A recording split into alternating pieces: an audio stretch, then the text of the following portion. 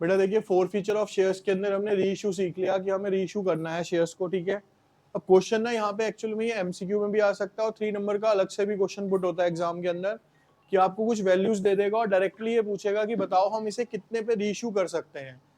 तो भाई किसी भी चीज को इशू करने के लिए हमारे पास दो मेन प्राइस होंगे, या तो मैक्सिमम री इशू प्राइस होगा या उसका मिनिमम री इशू प्राइस होगा। अब आप खुद सोचना, इस टॉपिक को भूलते हैं अभी हम, ठीक है। अब आप थोड़ा प्रैक्टिकल नॉलेज पे आओ। आपके पास बेटा 10,000 की चीज थी, उसमें से 7,000 रुपए आपके पास आ गए थे, तो आपने 7,000 रुपए क्या कर लिए भाई। अमाउंट फॉरफिट कौन सा होता है, जो आपके पास रिसीव हो जाता है, क्लियर। 3,000 आपको नॉट रिसीव्ड है, 3,000 आपको रिसीव नहीं हुए। अब आप मेरे को बताओ 7,000 रुपए आपके पास आ चुके हैं, यानी 10,000 में से 7,000 की चीज आपके पास पड़ी है, तो मैक्सिमम मैं उसे कितने पे बेच पाऊंगा, 7,000 में बेच पाऊंगा ना। जब मेरे पास 7,000 रुपए आए हैं उस चीज के बदले में, तो मेरे पास 7,000 रुपए की वैल्यूएशन है, तो मैक्सिमम क्या कोशिश करूंगा, मैं उसे 7,000 रुपए में ही बेचने की कोशिश करूंगा एटलीस्ट।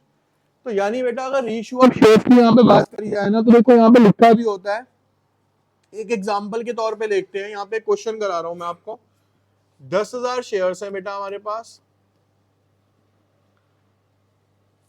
ठीक है। 10 रुपए के हिसाब से 3 रुपए एप्लीकेशन पे आने थे आपके, 4 रुपए बेटा आपके अलॉटमेंट पे आने हैं,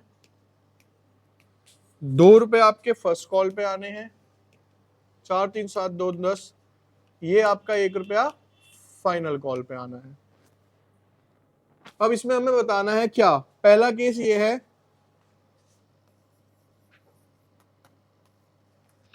कहता है if shares were forfeited for the non payment of second and final call. उसने पे कितना नहीं करा, सेकंड एंड फाइनल कॉल पे नहीं करा। मैंने आपको क्या बताया कि जो मैक्सिमम री इशू प्राइस है वो किसके बराबर होगा, फॉरफिटेड शेयर्स, फॉरफिटेड अमाउंट के बराबर होगा, कि जितना अमाउंट हमने फॉरफिट किया है। अब बेटा टोटल कितना था ये 10, 10 में से 4 और 3 7, 7 और 2 9, टोटल 9 रुपए हमारे पास रिसीव हो गए थे, तो फॉरफिट कितना किया होगा मैंने, 9 रुपए रिसीव। तो यानी कि मैं मैक्सिमम जो रीइश्यू प्राइस है वो कितना कर सकता हूं, यहाँ पे 9 रुपए कर सकता हूं, जितना मेरे पास पैसा रिसीव हो गया था, ठीक है। मैक्सिमम होगा बेटा, maximum permissible discount is amount forfeited, यानी हाँ ठीक है, मिनिमम रीइश्यू प्राइस होगा यहाँ पे, ये रीइश्यू प्राइस है। और ये जो है ना बेटा आपका मैक्सिमम, इसको ये ना लिख के हम लिखेंगे मैक्सिमम परमिशिबल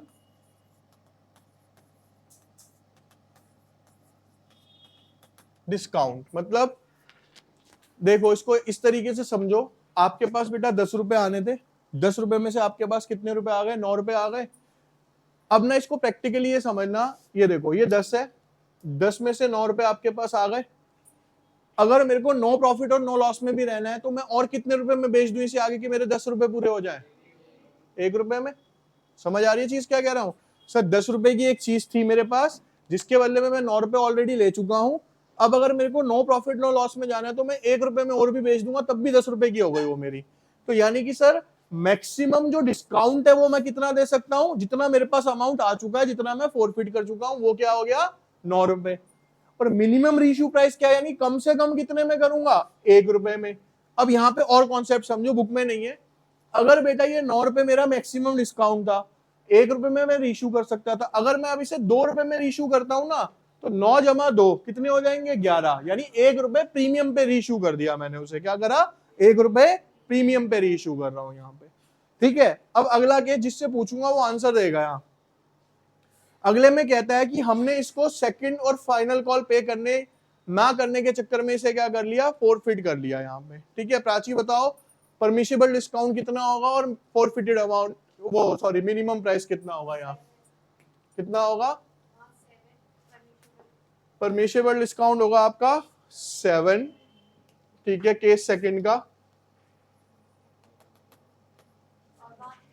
यहाँ कितना आ जाएगा, शॉर्ट में बेसिक्स है, जितना फॉरफिट किया है वो मेरा डिस्काउंट में जा सकता है, और जितना नहीं आया वो मेरा क्या हो सकता है, मिनिमम रीइश्यू प्राइस हो सकता है। ऐसे ही अगले में कहता है केस थर्ड में के बाद, केस थर्ड में कहेगा कि भैया उसने अलॉटमेंट भी पे नहीं किया, तो भाई परमिशेबल कितना हो जाएगा 3 रुपए, और वो कितना हो जाएगा 7 रुपए। है इजी? समझ आया क्या करा? तो बेसिकली जितना मेरे को रिसीव हो जाता है वो मेरा डिस्काउंट में चला जाएगा, और जितना मेरे पास नहीं आया उतना मेरा मिनिमम क्या होना चाहिए, रीइश्यू प्राइस होना चाहिए। क्लियर? करेंगे फिर। यहां देखिए क्वेश्चन नंबर 59 है बेटा आपका, पार्ट फर्स्ट। अब बोलना बंद कीजिए। यहां देखिए इसमें कह रखा है कि 3000 शेयर्स थे बेटा आपके, 10 रुपए का एक था, इसको हमने फोरफिट कर लिया by crediting share forfeiture account, यानी फोरफिट जो अमाउंट किया है बेटा मैंने वो किया है कितना, यहां पे 5000 रुपए। कितना किया है? Out of these 1800 shares were reissued, 1800 share मैंने 9 रुपए के हिसाब से क्या करे हैं, रीइश्यू, फुली पेड अप है। अब यहां पे देखो जब एंट्री करी होगी ना हमने, तो एंट्री क्या हुई होगी ये समझते हैं पहले पूरी एंट्री इसकी। Share capital account debited 3000 into 10, कितना हो जाएगा बेटा यहाँ पे ये 30,000। उसने बोला कि शेयर फॉरफीचर में कितना लिया है मैंने यहाँ पे 5000, तो बाकी कहां चला गया बेटा, कॉल्स इन। भाई सीधा सा लॉजिक है, इतना पैसा मंगाया, इतना आया, इतना नहीं आया, तो कॉल्स इन अरियर्स कितनी हो गई यहाँ पे, ये किसकी एंट्री हो गई आपकी, सिर्फ फॉरफीचर की। अब वो कहता है कि इसमें से 1800 शेयर्स आपने क्या कर दिए, रीइश्यू करे हैं, तो बैंक अकाउंट डेबिटेड 1800 इंटू 9, 172 यानी 17,162 आएगा, 16,200 to share capital account 1800 into 10, 18,000। बाकी का अमाउंट कहां से लेंगे बेटा हम, 1800 इंटू 1, 1800। ठीक है जी। अब वो 3,000 शेयर पे कितना अमाउंट आया था बेटा मेरा 5,000, 3,000 पे कितना अमाउंट आया 5,000, एक पे कितना होगा 5,000 बटा 3,000 इंटू